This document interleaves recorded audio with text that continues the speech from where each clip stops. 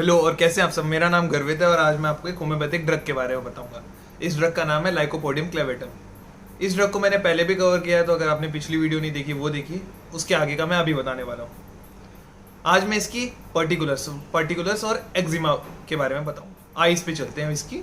The patient will have styes on the lids near inner canthi. Styes it is the suppurative inflammatory condition present in the sebaceous glands of Zeis, जो कि कैंथाई को हम palpebral कमिश्चर भी कहते हैं। ये हमारे इस पार्ट में होता है। ये दो टाइप का होता है, इनर और outer कैंथाई।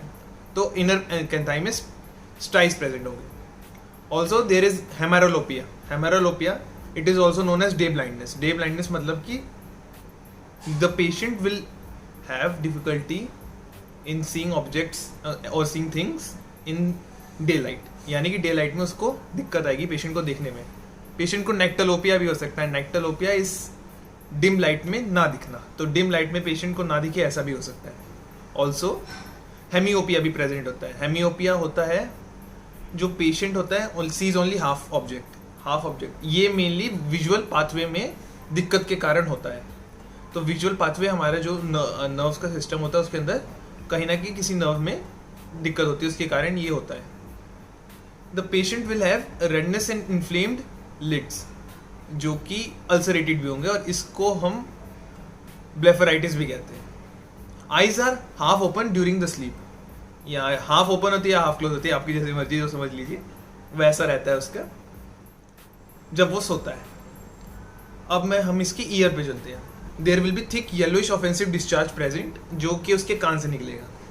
Plus Otorrhea and deafness is present with or without tinnitus after scarlatina.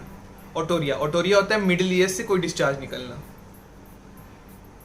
Tinnitus होता है एजम्पशन ऑफ नॉइज, यानी कि परसेप्शन ऑफ नॉइज, मतलब उसको आवाज सुनाई नहीं देगी पर उसको लगेगा कि आवाज आ रही है।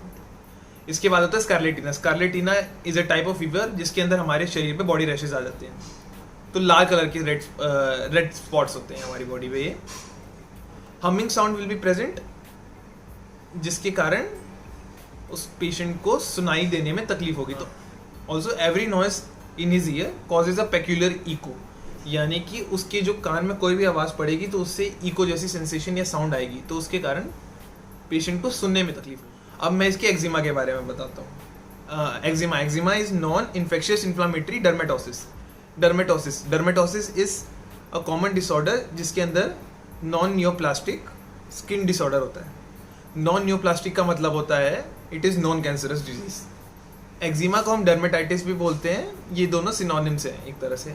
जो एक्जिमा होते हैं इसके अंदर मेनली 4 टाइप्स होते हैं: atopic dermatitis, drug induced dermatitis, photo eczematous dermatitis and primary irritant dermatitis. ये 4 मेन टाइप्स होती हैं इसकी। और इसके जो कैरेक्टरिस्टिक फीचर्स होते हैं, इसके मेनली 4 कैरेक्टरिस्टिक सिम्टम होते हैं। इचिंग, दूसरा होता है एरिथेमा विद इडेमा, तीसरा होता है ऊजिंग और चौथा होता है स्केलिंग। तो ये उसके 4 फीचर्स होते हैं। तो इसी के साथ मैं वीडियो एंड करता हूँ। होप करता हूँ सब समझ में आए। अगर कोई भी दिक्कत हो, कोई भी प्रॉब्लम हो, तो आप मेरे को कमेंट सेक्शन में पूछिए, मैं बिल्कुल कोशिश करूँगा उसको सॉल्व करने की। तो थैंक यू सो मच, मिलते हैं अगली वीडियो में।